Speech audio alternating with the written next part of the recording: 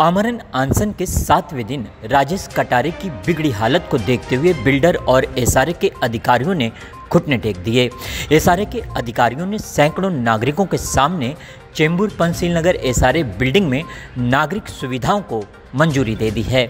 7वें दिन Republican party of India ए के राष्ट्रीय अध्यक्ष दीपक भाऊ निकालजे के समझाने पर जूस पीकर राजेश कटारे ने अपना अनशन तोड़ा।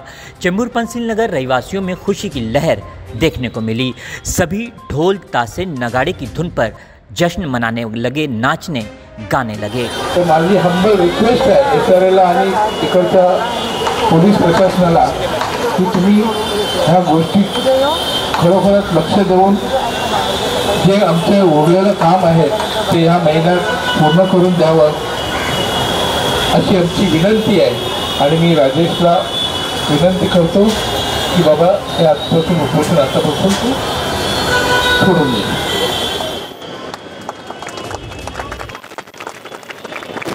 अधिकाऱ्यांनी सर्व मान्य केलेले आहेत आणि हा संविधानाचा विजय आहे आणि राजेश कटारेंनी संविधानावर विश्वास ठेवून उपोषणाला बसवून आपला अधिकाराचा वापर करून बाबासाहेबांनी जे संविधानाचा अधिकार दिला त्या अधिकाराचा वापर करून हे विजय मिळवलेला आहे। डॉक्टर बाबासाहेब आंबेडकरांनी आम्हाला आमचा मूलभूत अधिकार या संविधानामध्ये दिला आहे। आम्ही या देशाचे स्वतंत्र भारताचे आम्ही नागरिक आहोत, त्यामुळे आमचा मूलभूत अधिकार कधी कोण हिरावू शकत नाही। गडगंज पैसा कुणाकडे असून द्या, गडगंज पैसा कुणाकडे असून द्या, बाबासाहेबांच्या संविधानापुढे कोण नाही। आणि त्याला आत्ताच उपोषण सोडायला लावलेलं आहे।